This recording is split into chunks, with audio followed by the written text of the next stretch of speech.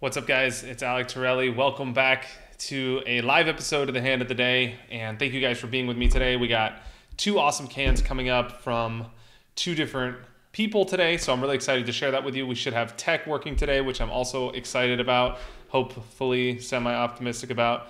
Just want to say thank you guys so much for being here, putting up with me. If you watched the last two episodes, I really don't know what you're doing here because they were pretty abysmal, but we're hoping today that shit works better. So thanks for being here. Let's jump right into it.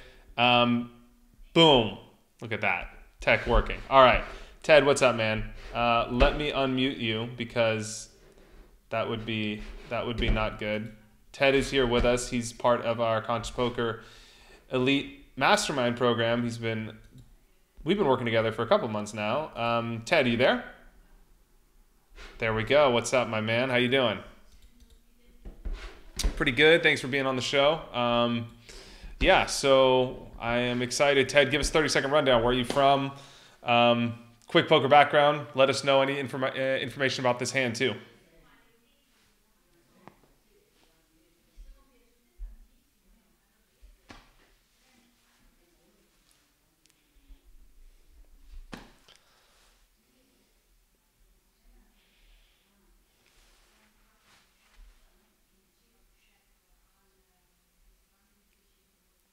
Sweet.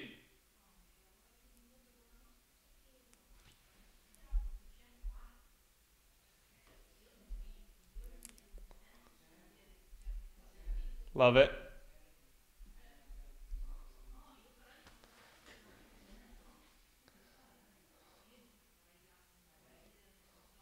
Yeah, awesome. We've been glad to have you. Some great hand of the day discussion. For those of you who don't know, we ran a elite mastermind program with 20 people. We have a private Slack group, so we communicate quite a bit on Slack. And you've been sharing a lot of hands on there, and we actually chose this hand from that Slack community to feature with you guys today. So some special content for everybody here.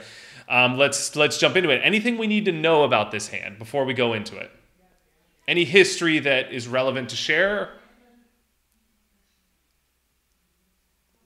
It's the Ace King hand. Sorry, we have so many hands in Slack that that's right. You're just like, what did I even get myself into? Like, is it my hand or what the fuck? No, it's the Ace King hand, man. My bad.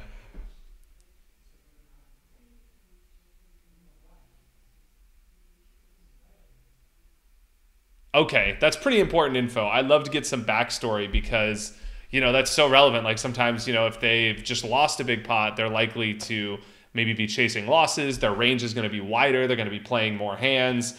That's really important stuff to know. So that'll play into our analysis in this hand too.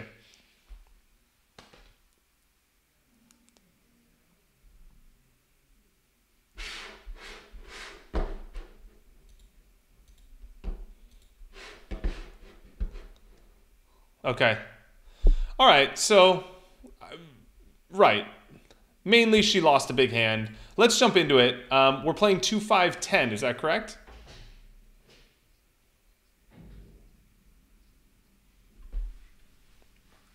Right. All right, so we're playing 2-5-10. She's, the villain in the hand is the straddle. So a little preview of what's to come. We got a limp in mid position, and we have a limp in the cutoff. So we're in a very good game, probably.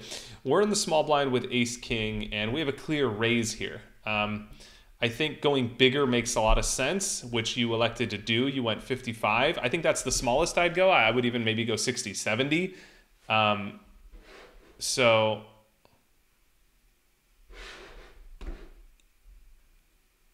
yeah, I'm sharing you so that people can on the stream could see what's up. I'm hearing people say no YouTube streaming though. Hold on, let me make sure the stream is up. That would really suck. Dragon's not in this meeting. Fuck my life. Hold on a second.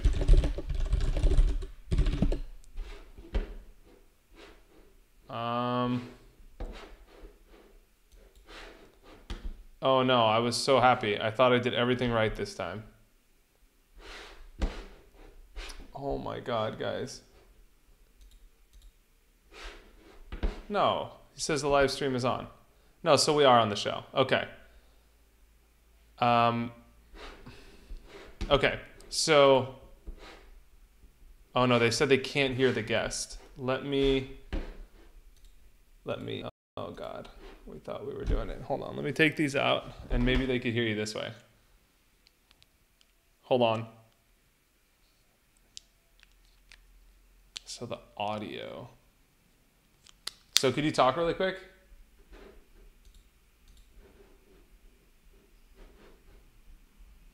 There, you there? I'm here. Yeah, could you guys hear the guest now? So, hold on. Let me just make sure. We got to catch the stream up. Sorry, guys. Yep, I think it should be working now. Can you say something? Yeah, do you want me to just backtrack the action, the hand before? No, I'm just going to... Well, they heard me. So basically, the villain in the big blind just lost a hand. The hand before they got stacked. So I think we're caught up. So okay. Let's continue. Sorry for tech. We're getting better progressively. Fuck, there's so many things to manage. So if all I could do was focus on poker, fuck. So basically we're in the small blind here. I would go a little bigger.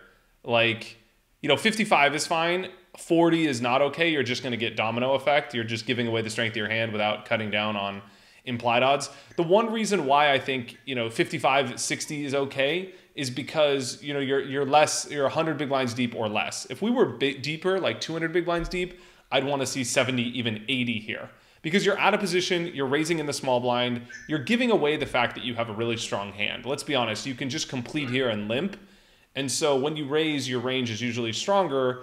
You want to charge people to draw against you, and you don't really want this to go call. Right? True. Yep. So 55 is fine. Just a little insight there to go a little deeper in this spot. But we get to an interesting spot here on the flop, the pre-flop, where we have the two villains call and the cutoff folds. So we go three ways to the flop. The pot is 180 and we bet 60. So talk me through your bet sizing here. Why? I mean, betting seems pretty standard. Why 60? Did you say what the flop was? Yeah, ace queen 9. They can see it here on the stream. I'm sorry that the Zoom people on Zoom can't see it. I hope Zoom is watching the stream. So if you're on Zoom, just pull up the stream and you could see it. Okay, sorry, I can't see it. Yeah, I mean, essentially, I was looking to get called by a smaller ace. I think I certainly overlooked the fact how wet the board was. I mean, it's there's a two flush spade. Jack 10 is open ended, so I certainly think that look back, it was too small. But at the time I did it to get called by a worse ace. Yeah, for sure.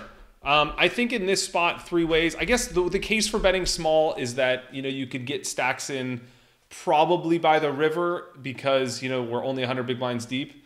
So if you bet 60 and then you get called, the pot's going to be 300. You could bet but you're going to have to increase your bet size on the turn. You're going to have to bet 220 on the turn and then all in on the river to get stacks in. So I like going a little bit bigger on the flop here, cutting down on your opponent's implied odds, charging them for draws. If they have an ace, they're going to call regardless of the size you bet. So when the pot's 180 here, I'd probably like to see 120 as a bet. Also, look, your range is strong here when you're betting in the small blind. If someone has a draw, they're going to be incentivized to call against you, and you want to cut down on those odds. So I think I'm going 120. I wouldn't even mind 140. You don't have many ton of bluffs here, so betting bigger makes a bit of sense with your range. I'd probably go a little bit bigger. You don't really want it to go call either, so 60 just incentivizes, call so often. I mean, any equity could call you, and then you don't really know where you're at on the turn as much. Yeah, which let's do it. So you bet 60, under the gun calls, and she's straddling under the gun. Yeah, so we have under the gun. We should have wrote straddle there in the hand. So straddle, because it obviously changes the action. So straddle calls, pot 300. We go to the turn, which is an 8 of clubs. So it seems like this is a bad turn, but as we'll see in a moment, there aren't actually that many hands that improved to a better hand on this turn. We go ahead and bet again here, 150, which is half pot. I still think it's a little small. Like if they call, you can't really get it all in on the river now because they call the pot 600. You're going to have to overbet the pot on the river to get the stacks in. So I think this gives more credence to betting bigger on the flop. But if you go 120, 240, now you set it up for a 2/3 pot bet shove on the river. I think it's a little bit better of a spot. But here, to compensate for the fact that we went smaller pre-flop, I'm going to go like 200, 250. What were you thinking on the small bet size? Probably, and again, it's going back to the same on the flop is that, I pretty put it on a weaker ace, and that was part of it. The other thing was that, Jack 10 is the obvious draw that gets there on the turn. I don't know, she is a professional. I don't know what calling from the straddle other than suited Jack 10.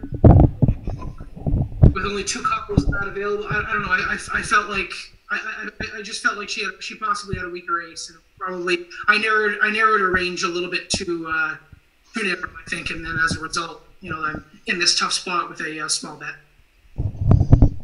Yeah, for sure. So I think in this spot, I'm just going bigger to get value from an ace, also to charge for a draw. Let's be honest, if they have a spade draw, it's combo draw, right? Like king jack of spades, king 10 of spades, 9x of spades, 8x of spades, even 7-6 of spades, is a combo draw. So there's pretty much no draw they have that isn't a combo draw. Even if they have something like queen jack, they might have queen x of clubs, jack x of king queen of clubs. Even if they have queen 10 of diamonds though, they still have equity. They might call the turn and then bluff spades. They just put you in so many tough spots here that you want to bet bigger to cut down on your implied odds. So anyway, I'm going to bet, anyway, we covered it. So you bet bigger. You kind of open yourself up for this raise on the turn to 420. Now, what's going through your mind when you see this raise here? One is this villain is definitely capable of bluffing and using the wet board gesture, capping me on one pair. So that was a big part of it. Is that my hand sort of looks exactly like what it is, a one pair hand, aces, ace king. Ace king. I suppose it ace queen. So yes. Part of it is putting it in the chest. Another part of it is right. She's going to draw. For sure. The thing is, when you bet 150, you're basically you're never going to bet 150 here with a set. And I know I'm being super exploitative to the max, but let's be honest, you're not going to bet 150 here with queens. Right. You're just not. So when you bet 150, it's kind of like saying you're showing that you have what you seem like you have, right? And then the problem is that now they might get creative. They might raise the turn with queen 10 of clubs instead of call. Or even if they turn queen 10 of diamonds into a bluff, you're kind of shit, you're in a bad spot. Because if you call the turn, then a spade comes, they bluff you. If a club comes, they bluff you. If a queen comes, they win. If a jack comes, they win. If a 10 comes, they win. It's you're in a tough spot here. So I think, but let's talk about what hands they're repping here, right? So we kind of covered the bet sizing. Let's talk about what hands they're repping. They're basically repping, when your opponent raises the turn, she's basically saying, I have ace 8 or I have jack 10. I think if she had ace queen or ace 9 or a set of 9s, she's going to raise the flop when you bet a third of the pot and there's someone behind her. Is that fair? Is that fair to say? Yeah, agreed. And the raise sizing, I sort of discounted the 2 combinations of jack 10 suited with spades and clubs. Yeah, so basically that's a great observation. I think jack 10 of spades has so much incentive just to call, or raise the flop, or raise the flop. So I think jack 10 of clubs is possible, but really it's jack 10 of diamonds, jack 10 of hearts, or ace 8. Now you have an ace in your hand and there's an ace on the board and there's an 8 on the board. So the only possibility of ace 8 is ace 8 of diamonds. Diamonds. Sorry guys, I'm losing my mind. Ace 8 of diamonds. So there's really ace 8 of diamonds and a few combos of jack 10. And so, it's that or a bluff. And so there's not that many hands that beat you in this spot. Like, she's not going to be in there with, 9-8. Like, I don't think she's in there with 9-8. If she is, there's only 3 combos of that too. But I don't think she's calling pre-flop and the flop with 9-8 with someone behind her, unless she has 9-8 of spades. So maybe one combo of 9-8. 9-8 of spades makes some sense, So there's basically a few combos of value hands, and then there's all the bluffs. She could have, queen 10 suited, queen jack suited. She can have like ace X of clubs, queen X of clubs, maybe king 10 of clubs, king jack of clubs, king 10 of clubs, and just be going for it, figuring like try to get you off one pair. If you jam, she calls it off, and she has a combo draw. She could rep spades if you call. Like, it's a great spot for her to raise. So I think in this spot, I'm not going to fold my hand because I bet too small. I basically gave away the strength of my hand. I kind of set it up for a raise, even though I wasn't intending for that to happen. I didn't. And she could have raised the flop if she had anything strong. And so I just don't think that she's going to necessarily have enough strong hands here that I'm going to fold. Now, the question is, what do we do? Should we call or jam? And I think that because she's always going to have equity, and we're always going to call a blank river, like we're not going to call the turn, the pot's going to be, over 1,000, we're going to fold for 400. Like, we're not going to call getting 3-4 to 1 on the river. Fold getting 3 or 4 to 1. We also risk getting outplayed. Like, if there was a club, maybe we fold and she has spades. If there was a spade, vice versa. So I think I'm just going to jam here and force them to call it off. And the reason why, my logic is very simple. If I'm calling the river anyway, I might as well jam the turn and get them to put it all in, because I'm just getting more value for my money. Whereas, like, I eliminate the possibility of getting outplayed and I'm forcing them to call it off. Whereas if I call the turn, I basically allow them to play perfectly or dictate how they want to play on the river. Now, this would change if I was in position. If I was in position, you could kind of call the turn and then let's see what they do on the river and then reevaluate. But on the out of position, I think I'm just going to shove it in here. So we end up flatting the turn, which puts us in a precarious spot. This is a tough spot to play out of position on the river. Fortunately, the river's an 8, which is a great card because now she can't have ace-8. So we eliminated one of her value hands. 9-8 becomes much less likely because, she can't have 9-8 of diamonds now. There's only 9-8 of, there's less 9-8 combos. So this is a great river for us, right? It pairs the board. If she had something like queen 9, it's counterfeit. This is a great river. So I would check and call it off and hate my life. Just because they shouldn't bluff this river that often, but you're getting such a good price that it's really hard to fold. We end up checking, and we get kind of lucky that we're not put in a tough spot and we're not beat, in the sense that, she checks behind and shows the ace-5, and we take down the pot. But I think seeing their hand also gives credence to, like, she was thinking what you and I were discussing. She was thinking that, hey, I'm going to take advantage of this, try and get him to fold ace-king. If I'm wrong, I have a ton of outs. I have 12 outs against ace-king, whatever. And she would have called it off on the turn if you shoved. And so I think we missed some value there. What do you think? Agree. And my initial thought was I missed some value. I didn't really put it together that I missed it on the turn. I thought I probably could have shoved the river based on that. Probably hard to get called, though. So, yeah, I think your logic is right. I mean, part of my reason for just flatting the turn so she'd continue her bluffs, which I guess you're right. She doesn't have a lot of straight bluffs. She's going to have some showdown value, so I shouldn't expect her to bluff the river. Yeah. And that's the thing, is so calling this spot out of position on the turn basically puts you in a spot where, like, you're in a bad spot on the river. Like, she should play perfectly against you. So you're kind of like, what do I do? Am I going to fold getting 4 to 1 with ace-king? I don't know. I mean, she shouldn't be ever bluffing you here.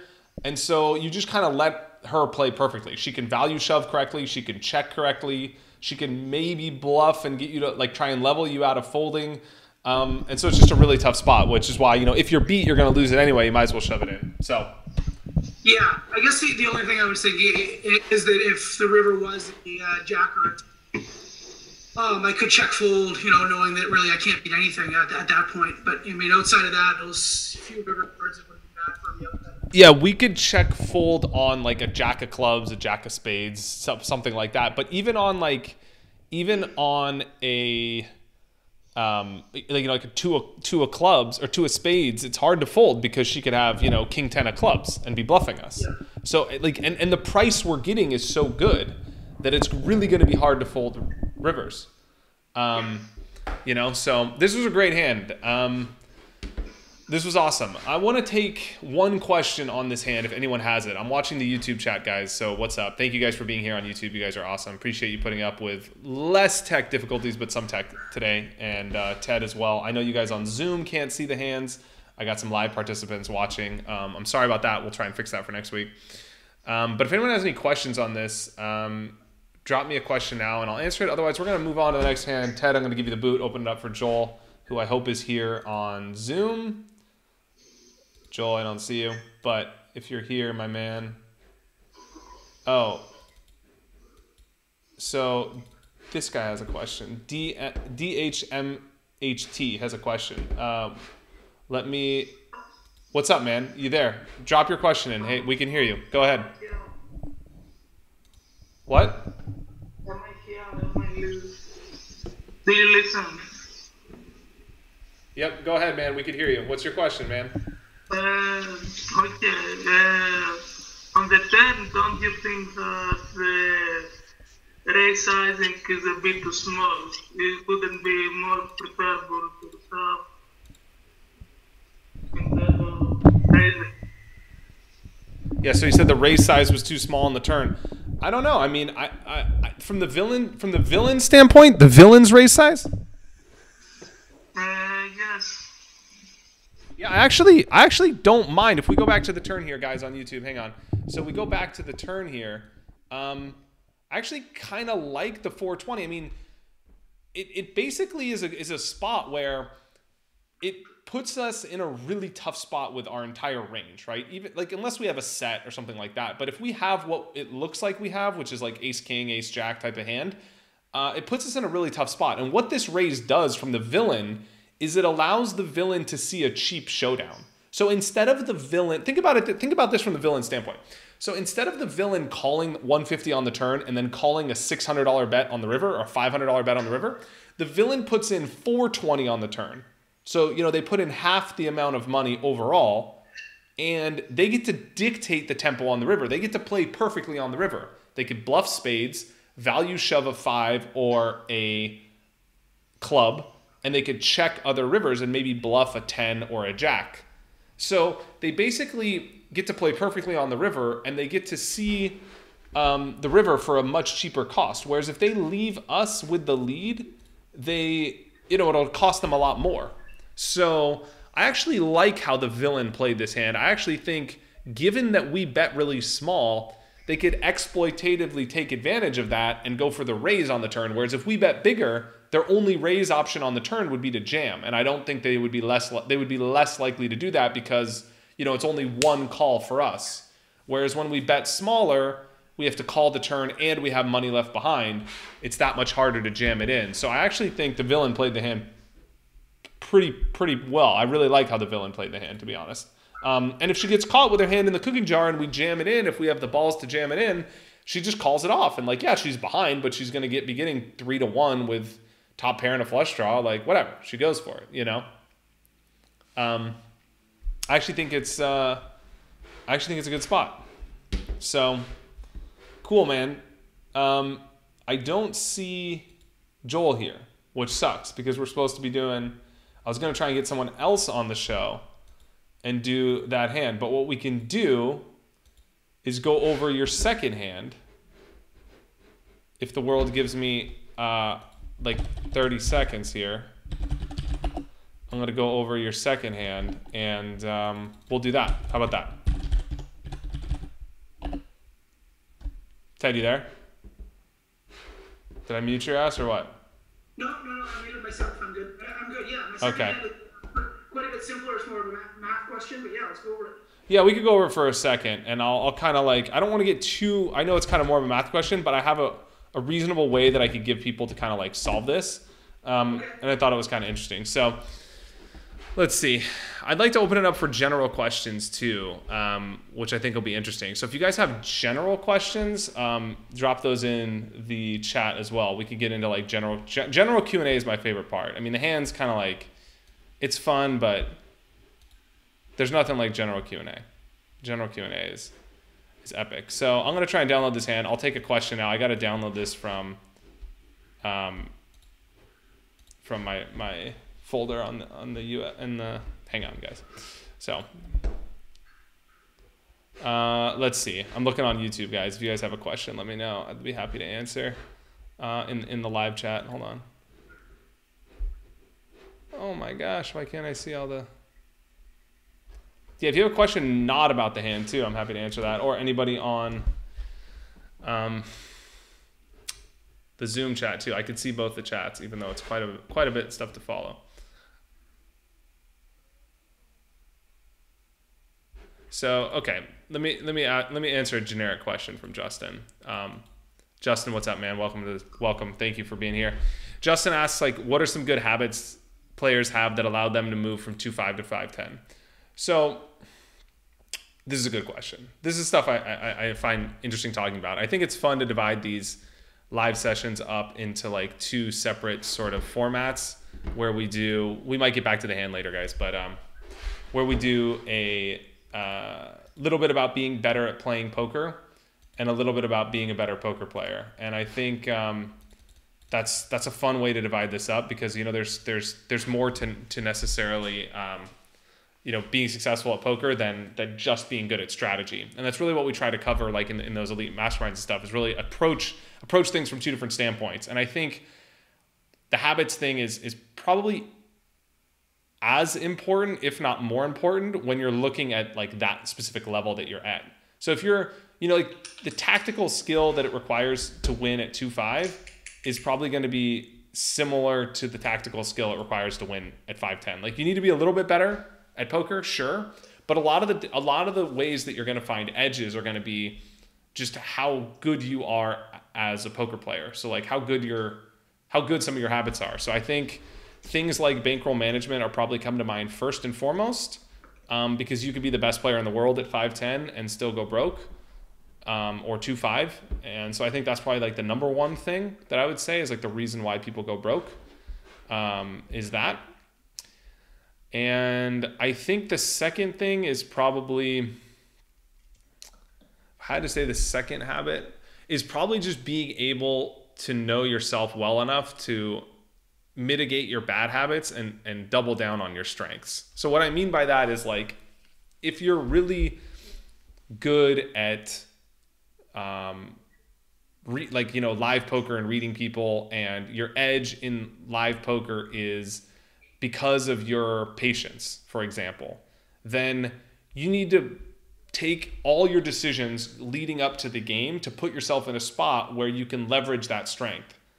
And that might mean playing within your bankroll so that you have enough bullets to rebuy so that you can take advantage of how people are playing, because you learn, the scope of how people are playing and you make adjustments to them that they aren't making to you. But if you're not good at your bankroll management, you don't understand your own strengths and weaknesses, you're not going to be able to do that. And so I think that's really important to be aware of, like where your edge is lying, and then sorry guys, we need to mute someone's mic here. This is really ridiculous. Sorry guys.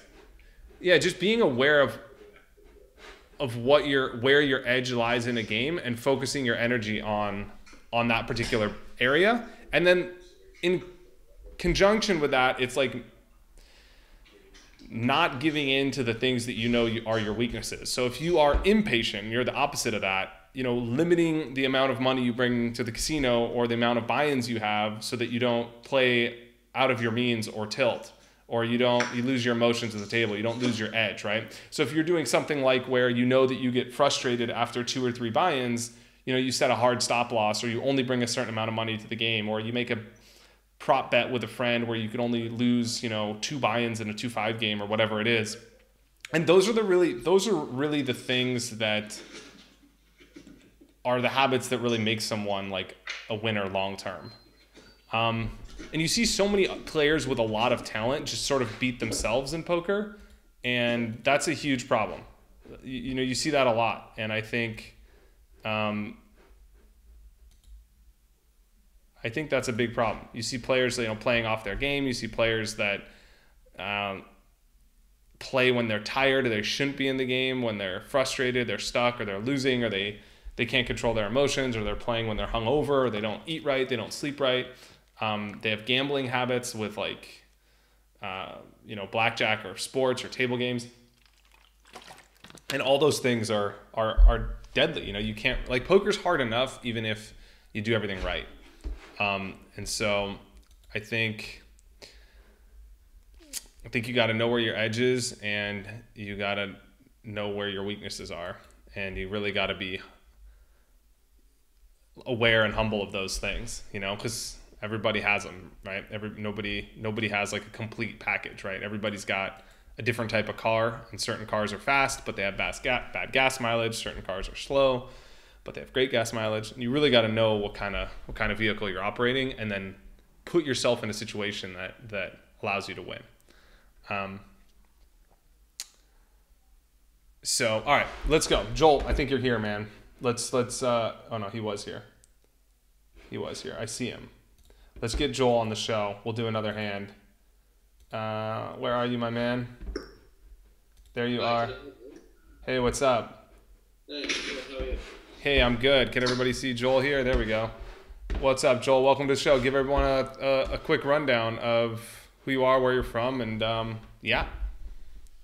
Hi everyone, yeah, so I'm Joel, I'm 24, I'm from the northwest in the UK, and I'm just a low stakes graduate, trying to build a bankroll. So trying to get from 1112 up to 25. Sure, we've all been there, yeah, it's going well at the moment, so yeah, see how it goes in the future. Awesome, man. Thanks for joining me. Thanks for sending this hand. It's an interesting spot, so I appreciate actually this. I'm really glad you made it, because I didn't see you the first few minutes, but this hand is badass. Yeah, it's an interesting one, really, I think, on all streets. So. For sure. So let's jump right into it. And I'll take some questions after. So let's go. Under the gun limps for $1. We're in a 1-1 cash game. Mid position limps. Hijack folds. Cutoff folds. Button now makes it $8. Now it's important to realize here that we're 500 big blinds deep, which is ridiculous. That's awesome. But if we were short stacked, 100 big blinds deep, you might consider folding, or 3-bet folding this hand. You might not want to be calling out of position, depending on how other people play. If you're a lot shorter, just because you're paying so much to hit that set that it might not be worth it. But 500 big blinds deep with everyone, your hand plays great, and I would definitely be calling here. So I just wanted to kind of highlight how different the game plays if you're shallower, or if you had a worse hand. If you had pocket fours, 100 big blinds deep, I might not like it as much. So you call, big blind calls, under the gun limp folds, which is pretty special, and mid position folds. So you're in a very good poker game where you see those things happening. Yeah, it's really deep as well. It's good. Yeah. We go 3 ways to the flop. You flop essentially the nuts, queen 7-4. We check, fine. Big blind leads 16, and the button now makes it 50. So what's going through your mind right here, aside from just loving life? Well, so I'm sat with middle set on quite a draw heavy board, so I'm really happy, obviously, with my hand. It's ultra strong, pretty much the nuts, only losing to ace-ace. But I think it's really interesting about what hands I can have in this spot when I call and raise. And that was the most dynamic part of the hand for me, and that's where I've got the most questions. So I felt like with my raising range, I don't have enough bluffs. So for me to raise in this spot just looks ultra strong. And even a hand like ace-king, if the original raiser to 50 raises, he can get away from that, because I don't think I have enough bluffs in this situation. Yeah. So really interesting, yeah. So I think we do have. I think if we raise this flop, we're gonna have some, not bluffs. We're not gonna have king jack of hearts, but I think we're gonna have hands that we can get it in with that have value. We're gonna have 5-6 of diamonds. Maybe if we call pre-flop with that, I don't think our opponents know whether we call or not. So maybe we can't have that hand, but maybe they think we can have that hand, which is an important distinction. That's pretty important. We can have queen X of diamonds, like queen 10, queen jack, king queen, ace queen. And then we can have ace X of diamonds. And so I think, you know, those hands are going to want to raise this flop. Some of them are going to want to call some of the time, but, you know, some of those hands could be in a range if we decide to raise. And so mixing in some sets makes some sense too, because we can get it in against, you know, the other players. Now, the button should maybe fold if we raise here because, you know, the button's up against our raising range on the flop. The button's up against the hands that we can have. The hands we can have are massive draws and sets. So against those hands, if the button has something like a queen, he might just fold. Whereas if we call, he might put us on a draw and then bet big on the turn if the draw misses. So I could see the reason for calling here as well. Another thing that calling does is it allows us to call this flop with like a queen or maybe even 5-6 of spades to rep diamonds later on. It allows us to have some bluffs too. So that's a little bit of the analysis on the flop. I'm okay with call. I mean, you can't really make a mistake, right? So question is just like, how do you win the most amount of money? If I thought the button, you know, in the end, it's going to come down to like exploitative play. If I thought the button was like ready to go, he's in a mood where he wants to gamble, he's not going to give me credit, I have the right image, I make it 150, he's going to jam, I'm going to go for it. You know, I'm just going to try and get it in and bust an overpair. If I think he's bluffing the flop a lot because he's the type of player that's, you know, going to apply, you know, range leverage, he's going to apply leverage on the big blind because his range on the button is stronger, I'm just going to call and leave him in the pot. So that's ultimately a lot of the reason I'm going to make my decision in real time. So we opt to just call here. We call 50. Now the big blind calls 50. And we go 3 ways to the turn. So, you know, it's likely, you know, you're kind of thinking someone might have diamonds here at this point. And someone may have an overpair. So you're basically just hoping for a blank turn because it's likely you're going to get it in love life. Yeah, just hoping for a 3 of spades or something like that. Yeah, 3 of spades. But the turn comes a king of diamonds, which isn't a great card. Now we have a clear check. You know, we have a clear check here. We're hoping someone checks around and we pair the board. Board doesn't pair, comes a deuce of diamonds. We check. The big blind now bets half the pot. They bet 80. The button folds. It's on us. What are you thinking here? Well, first thought was, wow, how have I managed to let 4 cards to a diamond come out here? So I was a little bit frustrated, but because it's really irritating when obviously you flop a set and then your hand turns into a bluff catcher on the river. It's really annoying. But totally. So my first thought was fold, but I just started thinking about the hand and his donk range on the flop. I was thinking that I don't think he would do that with diamonds. I think he'd look to check raise a lot more. And the only diamonds that he is repping really is the ace of diamonds, because when he bets, the button can still have a hand like ace-ace with a diamond that he might check the turn with, things like that. So I thought the only diamonds that he could be repping would be ace-queen with the ace of diamonds. And so ultimately I just decided to call, thinking that my hand's good enough to call and I don't have to raise necessarily because I've got a knowledge from. Yeah, I think, you know, I think it's hard for him to have the, you know, I guess he could have the nut flush draw, to be fair. You know, he could have ace queen with the ace of diamonds, or he could just have like ace 5 of diamonds. So I don't think he doesn't, I think he has a little bit more, a little more hands than we gave him credit for originally. You know, he could have, with this bet size, something maybe like queen 10 of diamonds, maybe. Yeah, that's for value. Yeah, maybe. Yeah. You know, that's a very, very big maybe. But for sure, he can have the nut flush or a bluff. Now, the question is, what bluffs does he have? He basically might have something like queen jack. He might have something like queen 10. Might have something like ace queen. You know? So we don't really need to be right here that often. You know, one of the first things I'm looking for in this spot is, what are my odds, right? Like, we only, you know, we're calling 80 to win 260. We're getting 3 to 1. You know, we only have to be right 25% of the time here. So we don't have to be right that often. So he has, a few combos of value for sure. But if he also has, a fourth of the hands he can have are bluffs, then we have the right price to justify calling. So that's sort of from an exploitative standpoint how I would think about it. Like, am I just going to be able to win often enough? From a game theory standpoint, I would think about, what types of hands do I have here? Like, do I need to call with sevens? Like, what is my range? And basically, in this spot, you have flushes and sets and maybe some queens. So, this is in the middle of your range. This is not the best hand you can have. Obviously, you can easily have the nut flush. But it's not the worst hand you can have either. So it's somewhere in the middle. Given the price I'm getting, I'm going to call. But honestly, this is one of those things where I'm buying something because it's cheap, not because I love the item.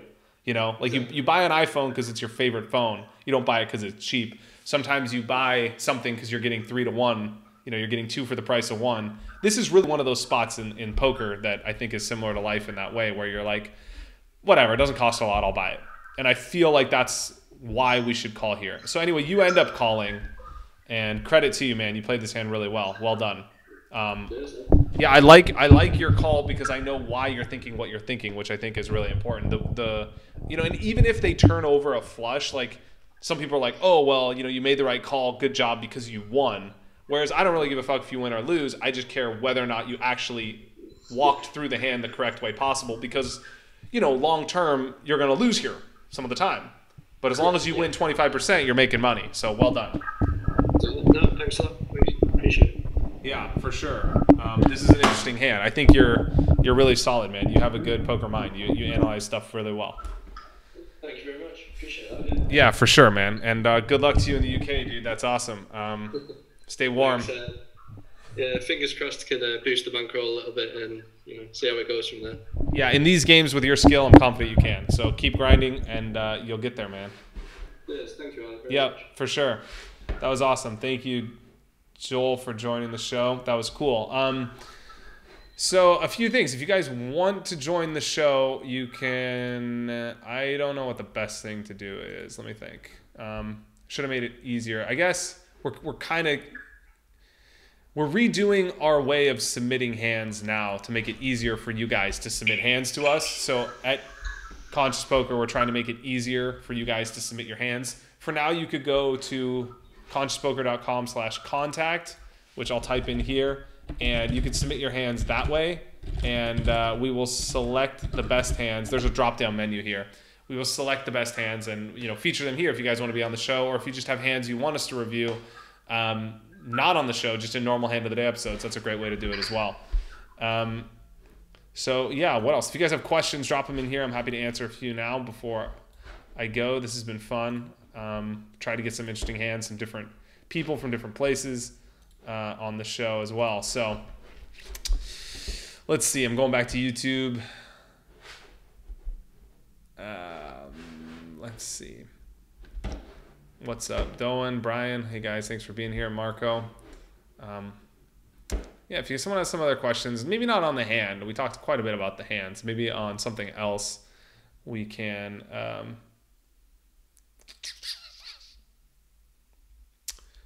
go from there.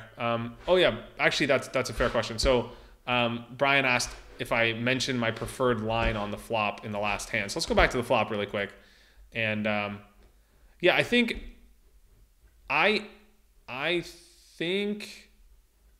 my preferred line is just to call.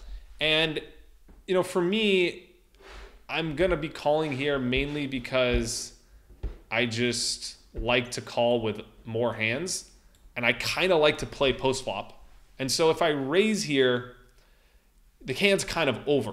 If you make it 150 here and the guy jams, like, yes, you're getting the money in. And if I feel like I can do that profitably, I'm not going to let my love for calling and playing post flop supersede my love for winning in the game, right? If I'm going to make the play I think is the highest EV in the moment, and most often that's going to change depending on the situation and the player. So if I think I could get the money in on the flop, that's my first and foremost goal. I'm going to do that.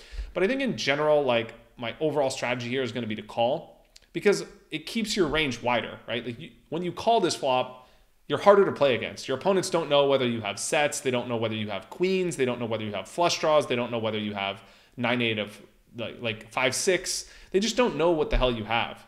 And you make yourself harder to play against. And I think people are less likely to put you on the hand that you have, which is a good thing for you.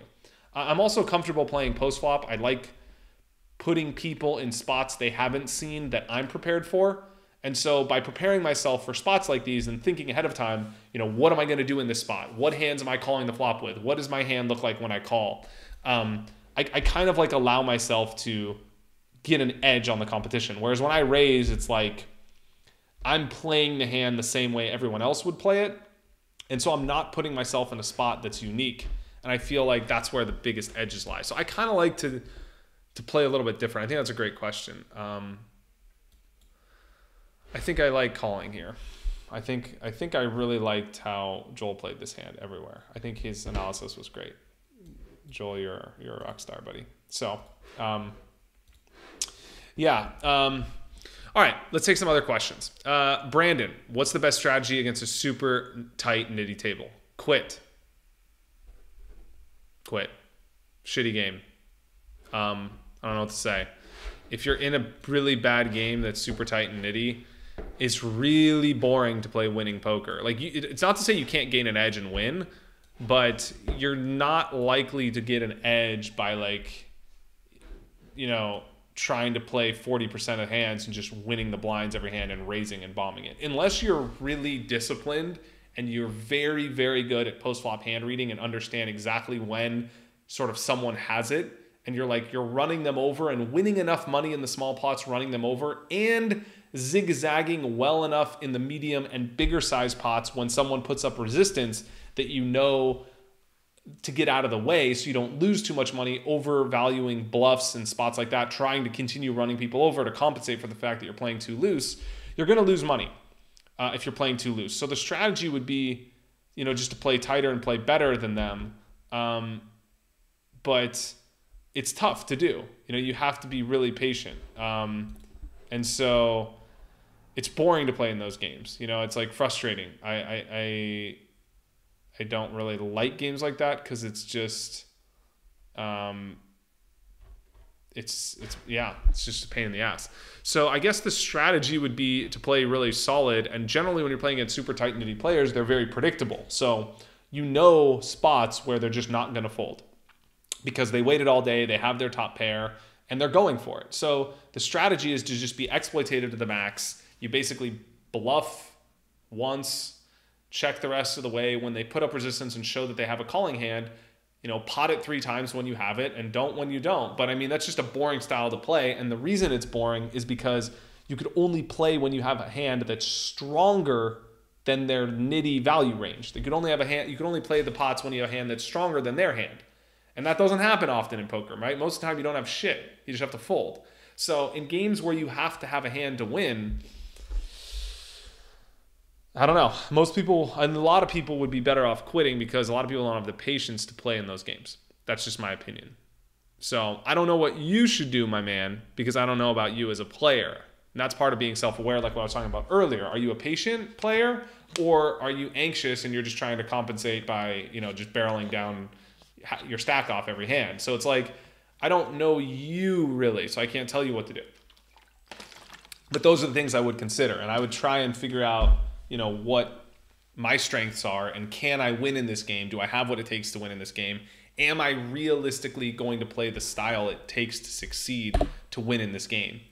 Or am I kidding myself and I'm going to find a better game? So that's, it depends on how big you're playing, but, usually if you're playing in smaller games, you have options. And the reason you have options is because there's just multiple tables. There's multiple games, there's multiple casinos. So,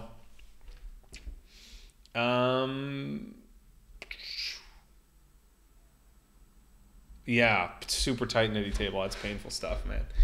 All right, I'm looking over on Zoom, seeing what's up. If you guys have any questions here, drop them in chat. Let's see. All right, I'm going to take one more question. Hang out. This was fun. Thank you guys all for being here. This is awesome. So, books. People ask me about poker books. I get asked this question so often. I don't stay I don't read a ton of poker books. Like, so much of my life is poker, and I talk poker with people that I respect a lot, which is like a book, sort of like downloading information from some of the best players I think that I respect in the world. And so that's like my book, and that's how I study and get better. And I study on my own, and I'm always making content and stuff like that for poker, so my mind's always on poker. But I actually am not the best person to say, like, the last 30 top poker books, I've read all of them, and these are the ones. So I know I get asked that question a lot. I wish I had a better answer for you. I don't have a great answer. I do remember reading Elements of Poker by Tommy Angelo, which is an awesome book. I recommend his book a lot.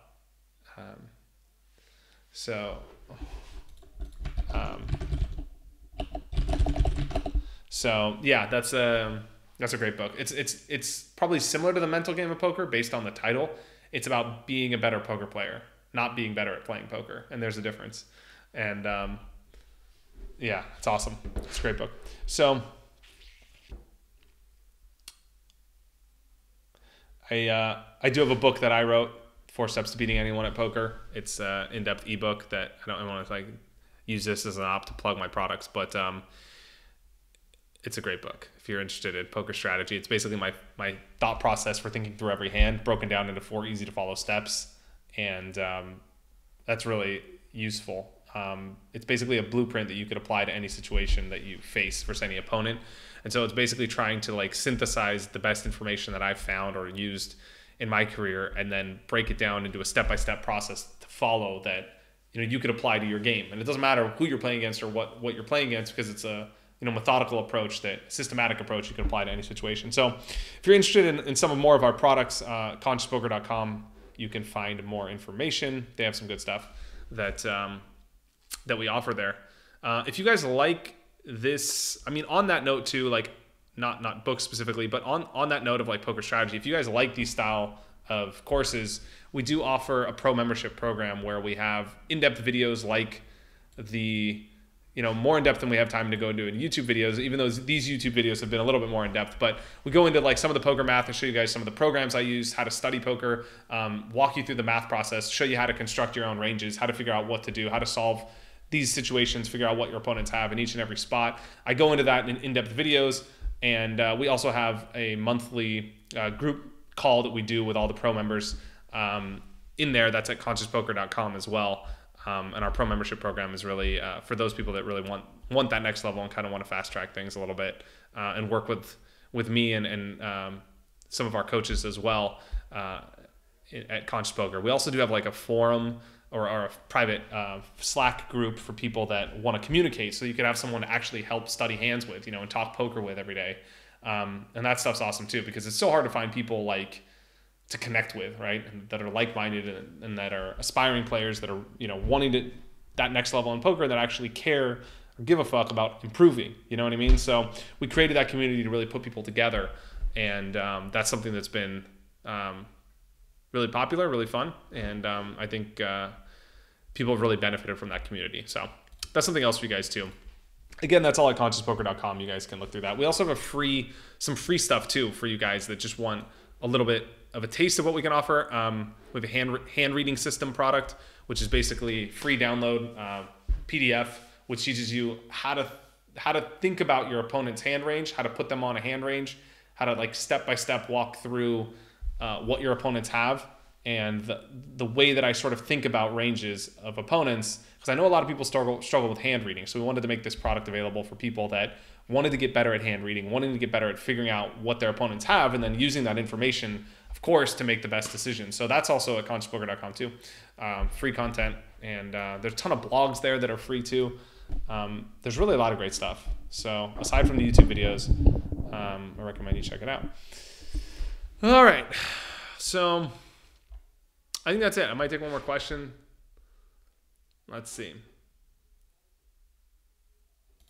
Oh.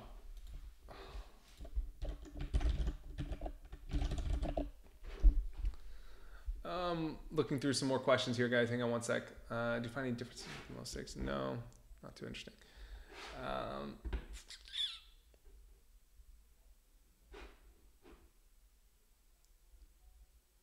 Yeah, I think that's all. I got a question about different poker games in different countries, which is kind of interesting because I know people play from all different places around the world. I find that each, like, I've been lucky to play poker in a lot of different places, and I find that each city or each economy, not necessarily each city, but each poker economy sort of has its own nuances. Like, I found that in Macau, for example, when I was living there and played a lot of high stakes poker, like, the games there were very different because people didn't really have it that often. So they played more aggressive. People were getting it in lighter, and you just had to adjust your overall game based on like the collective psychology of the place that you play. And I know a lot of people want to travel or do travel and play poker, and I think that's something to note. So like usually what I do when I go to a new place or I'm playing in a new area or zone, I kind of take it easy the first day or so, because it's just like you kind of want to get in, at least for me, like if I'm going to go to a place for, like let's say you're going to Vegas for the whole series, it's like I kind of want to get used to the game flow of the place that I'm playing. And usually there's like kind of a collective psychology where certain things mean things in games. I remember this happened even with online poker where, back in 2005 when I started playing online poker, 2004 or whatever, like a check min raise, was a set. Like on a dry board, if someone check min raised, it was because they had a set and they wanted to keep you in the pot. So that's what that raise sort of meant. So different things had meanings and they had ways that you interpreted them, but that was because of just like the collective flow of the game. Whereas, now that's changed and people play differently. It's a play you don't see it much anymore. But I think to some extent that's true in live poker. And I think it's true because over time people play hands a certain way. And so, 3 bets start to mean something. Or if you play in a game where nobody in the world 4 bets, then a 4 bet suddenly becomes a raise that has significance. Whereas if you play in a game where people are 3 betting all the time, 3 bets don't have as much significance. So the hand values or the hand ranges for those plays change.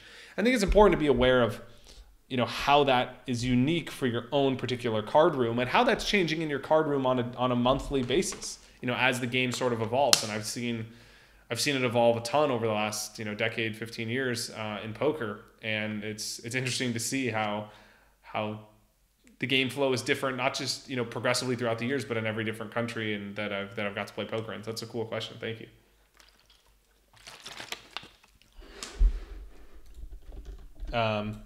All right, guys. I think that's it for today. This was fun. Thank you guys for joining. Appreciate you guys being here. I'm going to try and do more of these. I'm having fun. If you guys want to join, hit us up, consciouspoker.com/contact. And hit us up on the contact page of Conscious Poker and let me know that you want to be on the show. Otherwise, there's some awesome content there for you guys if you want more from us. And I think that's it. I don't think I have any other announcements. Appreciate you guys all being here. You guys are awesome. Thank you for your time. Thanks for putting up with tech as we get better at this. And I'll see you guys next time on the Hand of the Day. Thanks for watching, everybody. Cheers.